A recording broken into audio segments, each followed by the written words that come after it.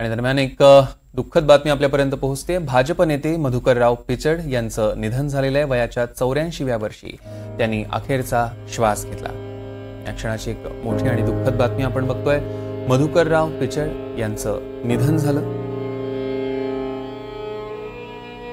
प्रांजल कुलकर्णी आपले प्रतिनिधी आपल्यासोबत फोन लाईनवरून जोडले गेले आहेत। प्रांजल, काय अपडेट्स?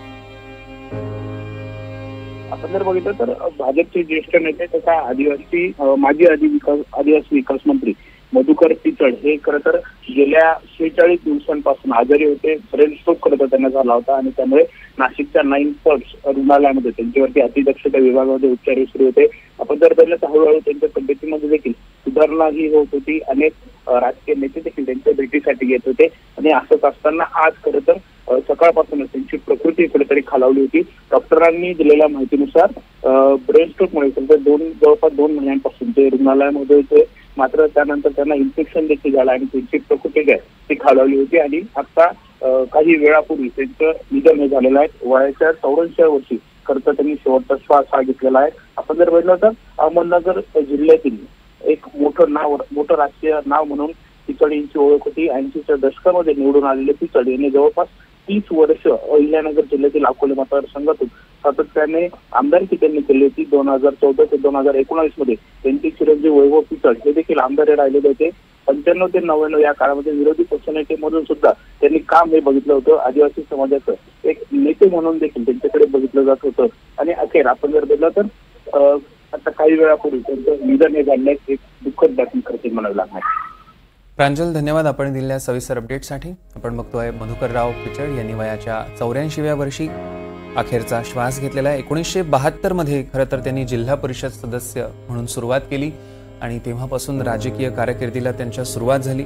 1972 मध्ये पंचायत समिती अकोले तालुका अध्यक्ष म्हणून ते निवडून आले आणि तेव्हापासून त्यांचा जो राजकीय प्रवास सुरू झाला, यशस्वी कारकीर्द म्हणावी लागेल।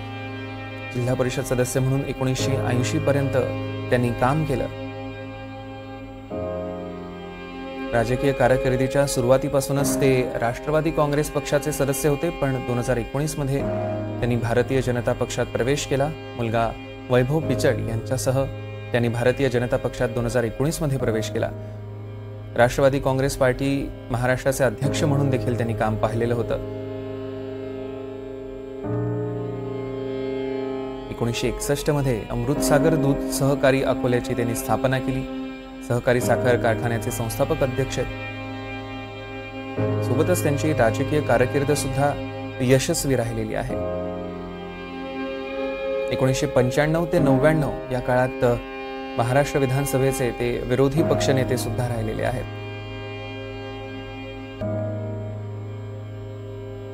आणि त्यांनी अनेक पदं भूषवली। भारतीय राष्ट्रीय काँग्रेसचे उमेदवार म्हणून 1980च्या महाराष्ट्र विधानसभेच्या निवडणुकीत ते निवडून आले होते। 1985 पर्यंत त्यांनी काम पाहिलं। मग 1985 साली सलग दुसऱ्यांदा ते अकोले विधानसभा मतदारसंघातून निवडून आले आणि पुन्हा एकदा 5 वर्षांचा यशस्वी कार्यकाळ त्यांनी पूर्ण केला आणि पुन्हा सलग तिसऱ्यांदा 1990च्या महाराष्ट्र विधानसभेच्या निवडणुकीत ते निवडून आले आणि पुन्हा एकदा प्रदीर्घ 15 वर्षांचा त्यांचा कार्यकाळ।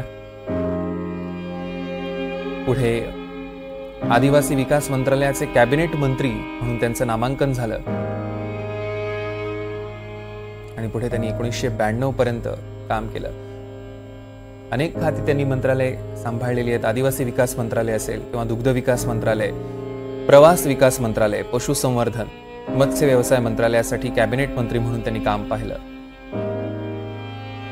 आणि पुन्हा एकदा 1995च्या निवडणुकीत सलग चौथ्यांदा अकोले विधानसभा मतदारसंघातून निवडून आले आणि ते देखील 2000 पर्यंत काम पाहिलं। आदिवासी विकास मंत्रालयाचे कॅबिनेट मंत्री म्हणून त्यांनी 3दा काम पाहिलेलं आहे।